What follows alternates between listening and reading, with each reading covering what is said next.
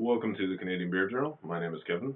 Today we're going to be looking at Great Lakes Harry Porter and the Bourbon Soaked Vanilla Bean, which is a Tank 10 series. The Tank 10 is a one-off series. That is, everyone's different. They come in different numbers, from like 1,000 to 10,000, and they're usually hybrid styles. At least the Great Lakes ones have been. So you get Belgian IPAs, which I think they called Audrey Hopburn, which used Belgian yeast, or hopped up Weiss beers, which I think they called Miami Weiss. They got an issue with puns, as you can tell. And you get some really interesting stuff coming out of there. A lot of breweries actually are starting to do this one-off concept. For example, Wellington Brewery, they have their Welly one-off series. Those don't even go into the LCBO. They stay in the retail store, so I'm seeing if I can head up there over the weekend, up to Guelph, and maybe pick up a couple. Maybe if I have time, I might hit some other breweries too. But I think it's a great thing because you're starting to see a lot more creativity hit the market. A brewery is more willing to put out something crazy like, whatever, rhubarb saison, if they know it's sort of a one and done kind of deal. And they can test things.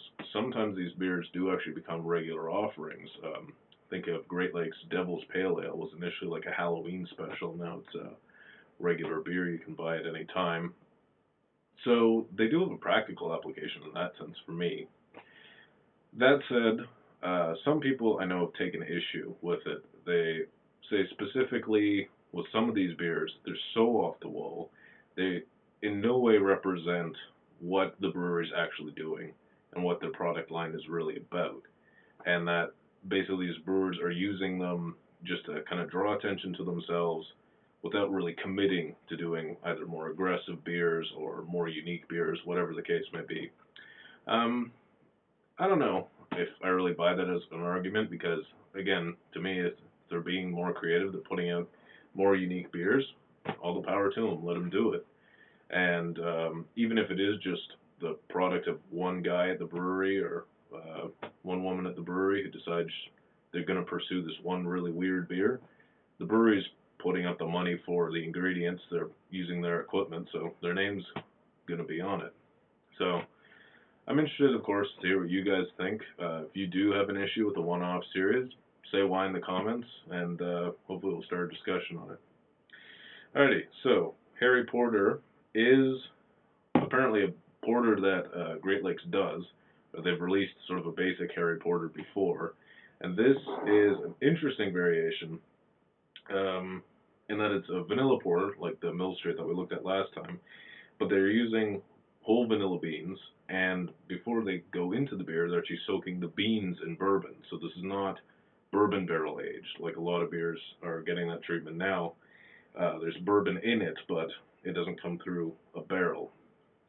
So I'm interested to see how that plays into it because bourbon naturally has sort of vanilla notes in it. I'm wondering if it's going to kind of be like the Mill Street and be a vanilla overload. That said, we got a 6% beer this time. The last one was 5, so maybe it's going to be strong enough to hold its own against all that vanilla flavor. So, without further ado, let's get the cap off of this thing. There we go. Pour some out there.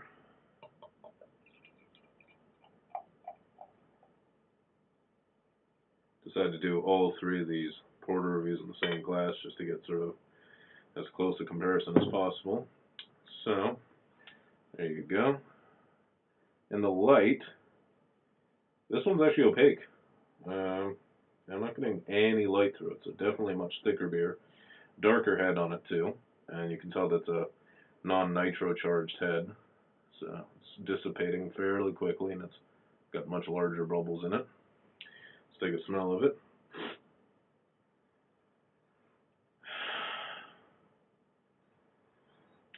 So this is really the opposite of the Mill Street that I had because the first thing that hits you is kind of coffee and then dark chocolate.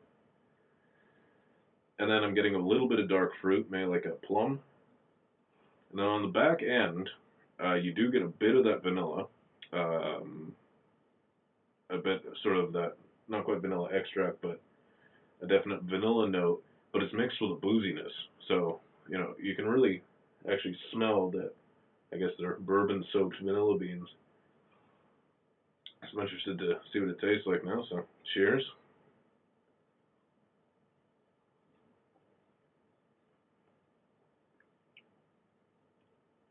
Hmm. So it's a lot. It's a much thicker beer. It almost drinks a bit more like a stout to me than a porter.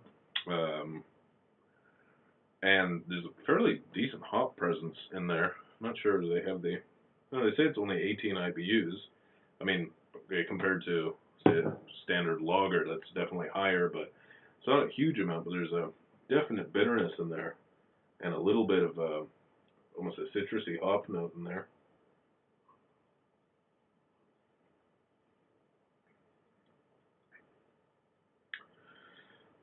But yeah, so far I'm getting uh, an initial kind of black coffee hit, and dark chocolate, and then that kind of citrusy hop note, and then again it finishes out with a bit of vanilla and a bit of that. It's not a booze burn, but almost ethanol kind of taste in the finish. So I'm interested to see how it warms up. We'll see if it stays as balanced as it is, and we'll get back to you then. Welcome back. So, been sipping on this now for, I don't know, 20, 30 minutes actually. Got a bit distracted. Um, it's pretty much the same. The only thing that's come out maybe a little bit is like a bubblegum taste. Um, Not a very strong one, but I think it's basically just the kind of booziness and the bitterness kind of coming together, producing some strange mixed flavors. So overall, with this one, yeah, personally, I do like it a lot more than the Mill Street. I find it a lot more complex. Like you're getting multi-layered, you're getting those porter notes, coffee, dark chocolate, um, made just a bit of the cream that you're getting in the last one, but you're also getting vanilla and a little bit of bourbon as distinct from the vanilla. Like you're getting a kind of boozy vanilla. So really, really interesting to me. It is more bitter than I thought. I mean, it's only 18 IBUs. I guess you're using some fairly dark malts in it. So be aware of that, I guess. If you are into sort of more standard flavored beers, I'd say still give it a shot. I mean, the palate on it's fairly familiar. It's not gonna be anything too shocking. Um, and personally, as a beer drinker, I really like the fact that you can taste that it's a porter with stuff in it as opposed to just sort of like a vanilla milkshake with booze in it. So, with that in mind, if you see this, definitely pick it up. Like I said, there are 10,000 bottles, I think, produced total. Still a fair number in the LCBO. So if you see it, snap it up and enjoy it. All right. See you on the next one.